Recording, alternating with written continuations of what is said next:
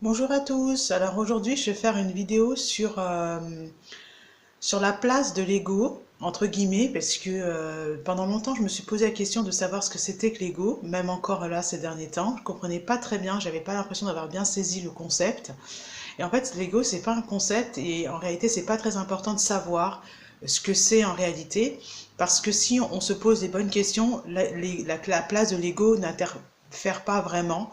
On sait juste que, enfin, j'ai remarqué que l'ego, c'est cette partie de moi qui se met à se plaindre ou à défendre de manière, on va dire, surdimensionnée sa place, sa vision dans une situation en sachant que, en essayant de convaincre,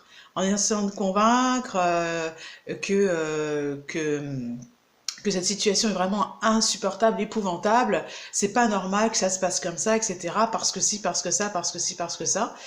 Et en réalité, quand j'ai tenu ce discours-là, clairement, c'était mon ego qui parlait. Je me suis dit, tu sais parfaitement que cette situation a été créée pour des raisons qui te dépassent largement et qui met en lumière une de tes incapacités, une de de quelque chose sur lequel tu as travaillé et qui t'est profondément pas envisageable parce qu'il te demande, selon toi, selon ton ego, encore une fois, un effort qui est peut-être un peu trop dimensionné, qui est trop fort en fait, qui va à l'encontre de ce que j'aimerais vivre là, maintenant, dans l'instant présent, et qui est totalement aussi déplacé. C'est une demande, un désir qui n'est pas en adéquation avec la réalité.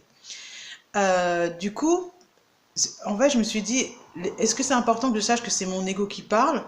euh, Quelque part, oui, pour lui dire, écoute, si on voit les choses autrement, c'est ça, vraiment, ce serait quand même plus simple pour moi.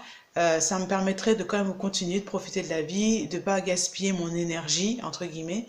Ça ne me rassure pas en réalité d'entendre mon ego sans arrêt, une partie de moi dire que j'ai raison et que ça devrait être...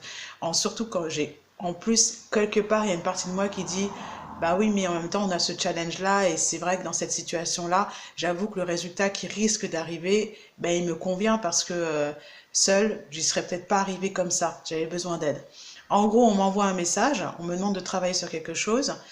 Tu veux tel résultat? Eh bien, il va falloir faire ci. Donc, je n'y arrive pas. On resserre le cadre pour que j'y arrive. Et là, à ce moment-là, c'est pas forcément agréable parce que ça met en lumière quelque chose que je n'arrive pas à faire. Voilà, aussi simple que ça. Voilà. Ensuite, dans la relation, quand on commence à travailler sur l'homme et la femme, quand on voit toutes les erreurs qu'on a commises, euh, il peut y avoir une colère qui monte aussi contre l'homme de fonctionner de telle façon, de ne pas l'avoir su avant, etc. Mais il y a aussi une colère contre soi qui est cachée. Et ça, c'est pareil, c'est un mauvais tour qui nous est joué. Parce qu'en réalité, si on avait su tout ça avant, est-ce que ça aurait été efficace? Je sais pas. Voilà, à bientôt.